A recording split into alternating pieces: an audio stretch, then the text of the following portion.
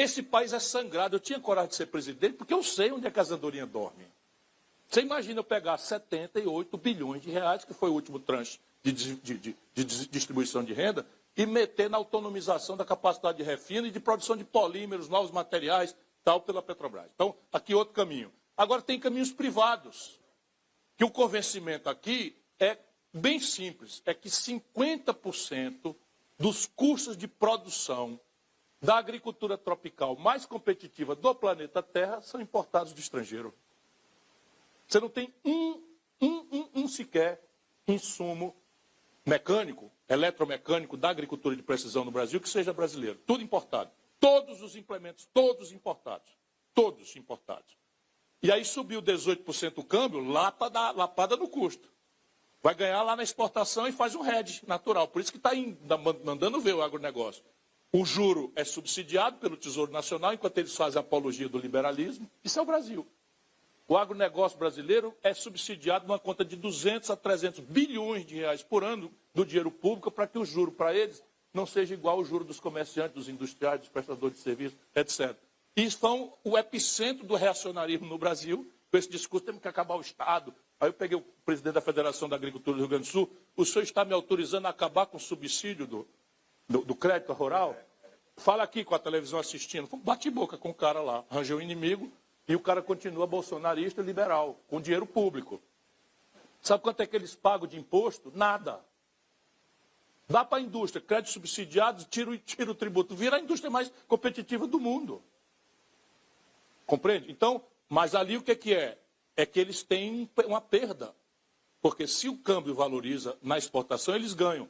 Mas eles perdem quase tudo no preço dos insumos. O Brasil importa todos os fertilizantes que usa na sua agricultura do estrangeiro.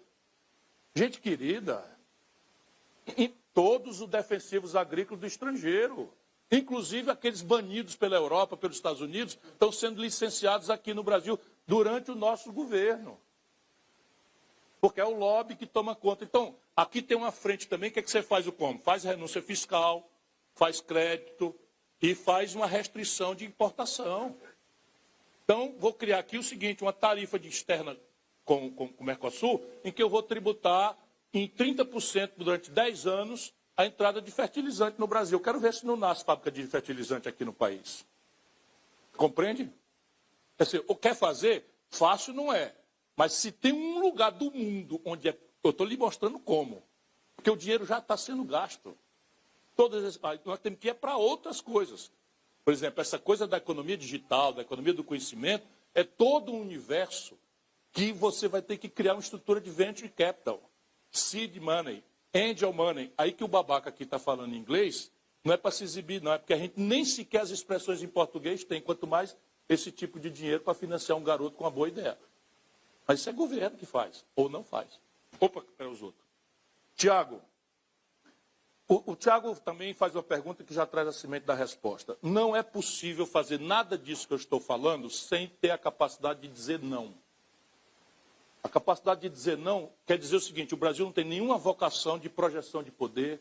Faz mais de um século que nós tivemos nosso último conflito bélico.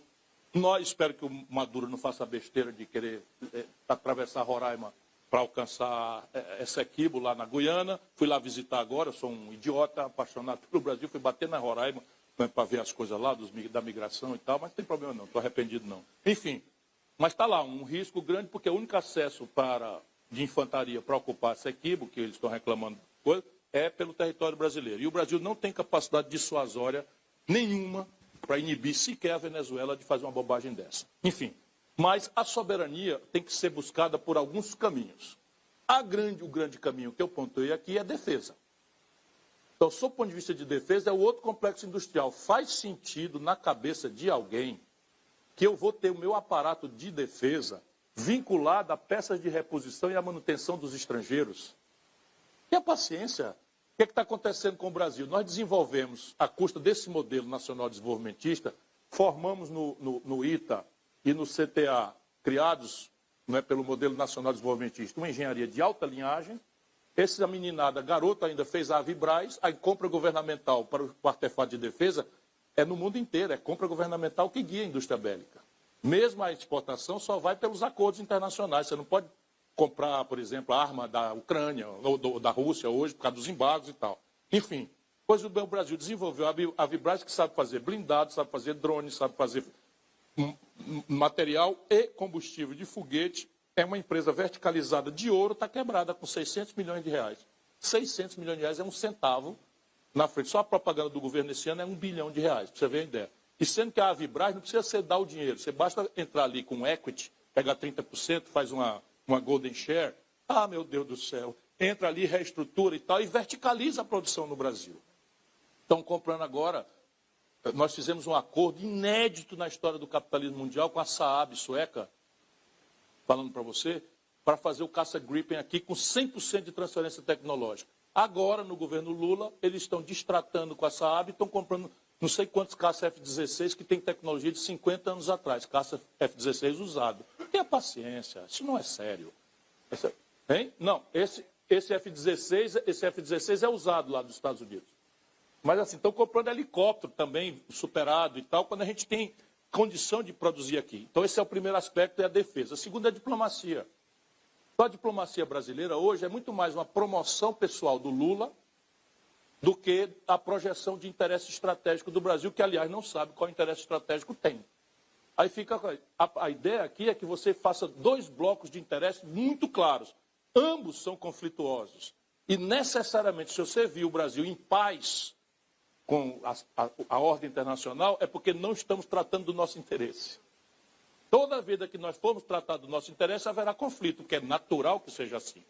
Então, repare, primeiro conjunto de valores, aqueles do Barão do Rio Branco, do Oswaldo Aranha, que é não intervenção em assuntos domésticos, solução pacífica dos conflitos, que nos dá uma alternativa de, por exemplo, não tomar lugar na questão da Ucrânia e da Rússia. Nós podemos condenar os dois ao mesmo tempo, com base em princípios centenários da nossa diplomacia. Lá foi o Lula dizer besteira. Condenou a Rússia onde os ouvidos achavam que podia ser, faz como ele faz com os políticos aqui, dizer para cada ouvido o que ele quer ouvir. Só que a turma cruzou a informação, pegou um vexame grande. Eu cheguei na semana seguinte para dar uma palestra no Parlamento Europeu, estava lá, esculhambação em cima do Brasil, por causa da contradição do Lula, de botar a culpa na Ucrânia, da invasão, e ali a solução é simples. Qual é? Solução óbvia. É a Rússia exercer arbitrariamente suas próprias razões, não pode invadir, isso viola a lei internacional. Porém, a OTAN botar suas bases na iminência física da Rússia também é ilegal, e essa é a causa ancestral. Então, nós somos pela não intervenção, condenando a OTAN e a Ucrânia, e somos pela não exercício arbitrário das próprias razões, pela solução pacífica dos conflitos. Esse é o primeiro bloco que nos orientou a vida inteira. O velho Geisel, por exemplo, restaurou a nossa relação com a China. O velho Geisel destratou um acordo, o velho Geisel, na ditadura, destratou um acordo militar com os Estados Unidos e fez um acordo para trazer transferência tecnológica nuclear para o Brasil com as usinas de Angra. O Brasil sempre se guiou por isso. Agora não mais, coisa de apoiar regimes como Maduro, esse canalha da Nicarágua, isso é um bandido. Um bandido da Nicarágua, o Brasil fica apoiando porque tem esse clube de esquerda mofada da América Latina sancionando um picareta, que lá atrás foi um sandinista muito bom e agora se corrompeu. É um bandido internacional que está matando padre, prendendo bispo e tal lá na Nicarágua. Então percebe essa coisa do petismo por afeto. Maduro, não dá mais para defender. Claro que você tem que condenar o bloqueio americano, que é burro, é injusto, é não sei o que e tal, mas o regime é insustentável. Eu entrei lá, fui conversar agora e tal. Bom, então esse é o primeiro bloco. Mas o outro bloco, que é o novo, é que nós temos que guiar nossa correspondência no estrangeiro, bilateralmente e multilateralmente, por três interesses nacionais brasileiros. Obter regimes de preferência comerciais industriais para a indústria que nós queremos renascer. Por exemplo, BRICS. O BRICS o que é? Um clube para conversar fiado?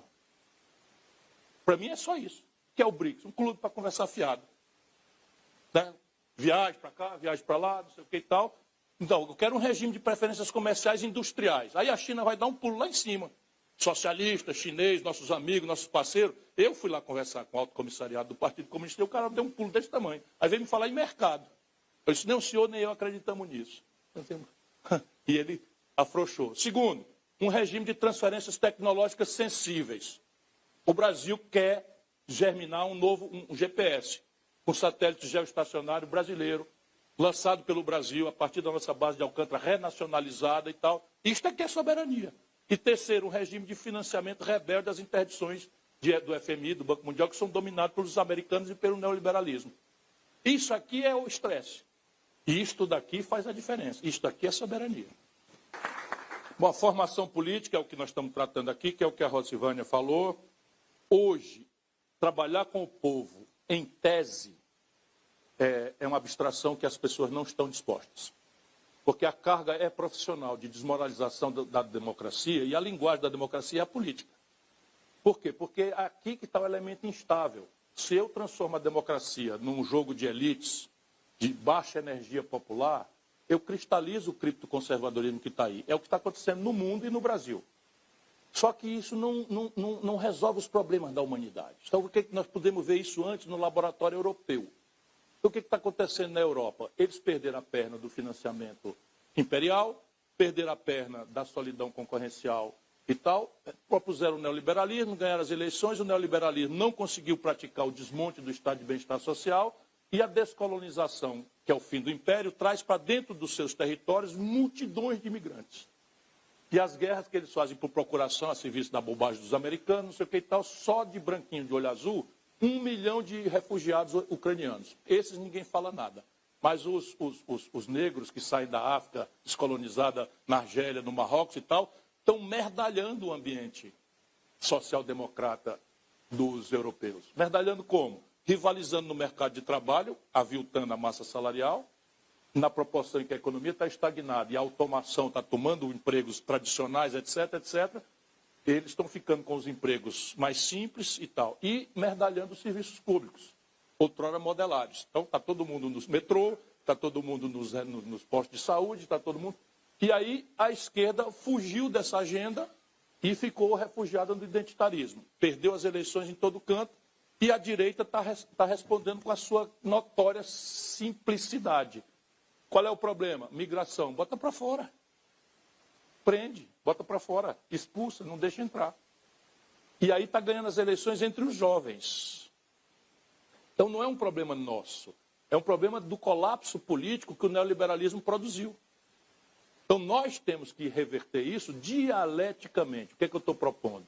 Não é que a gente abandone a agenda identitária, nós precisamos continuar lutando pedagogicamente para que homens e mulheres sejam respeitados por igual, que as pessoas não sejam discriminadas e violentadas porque têm esta ou aquela orientação sexual, que as pessoas não sejam discriminadas porque têm uma cor da pele diferente daquela que se considera a hegemônica por nenhuma razão científica, senão por mero estigma e preconceito, e todas as outras formas de discriminação.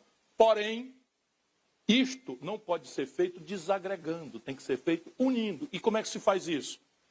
Coloca a questão como uma grande luta por igualdade, por superação da miséria, por superação da discriminação. E aí você vai ver, as mulheres ganham 76% do que os homens ganham para fazer o mesmo trabalho, pela mesma jornada. Se eu luto por uma institucionalidade equalizante, é evidente que eu tenho que olhar para a mulher com um olhar diferente.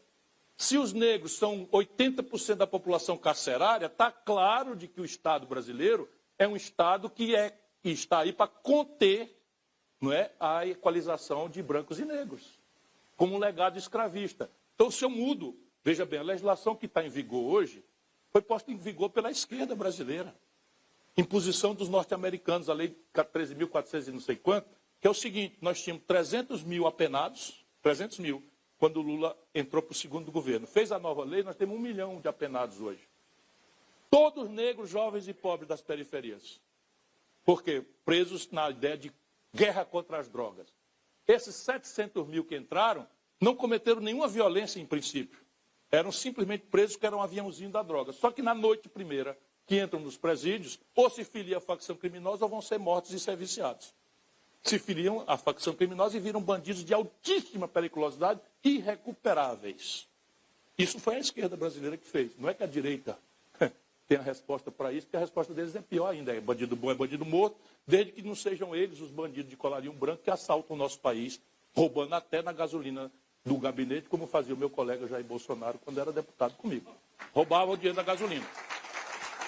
Isso eu mostrei na campanha de 18, tá? Ninguém quis ver. Eu mostrei a nota fiscal, ninguém quis ver. Meu gabinete gastava R$600 por mês, o dele 12 mil. o meu impostos variados em Brasília, que é onde a gente trabalha, o dele num único posto na Barra da Tijuca, no Rio de Janeiro.